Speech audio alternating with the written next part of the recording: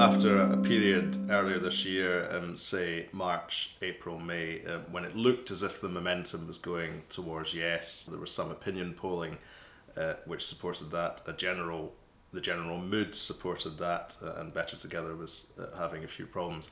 I think things have now gone back to where they were at the end of last year, the beginning of this year. That is, No enjoying a fairly substantial lead, perhaps 60-40 against, and indeed all the recent opinion polls in June, July so far have shown that. Once you strip out the don't knows, it's back to 60-40 against. And there's no real movement on either side, which is the interesting thing. So we've had this sort of blizzard of documents and speeches and policies from both sides. And the great Scottish electorate appear to be precisely where they were 6 months ago.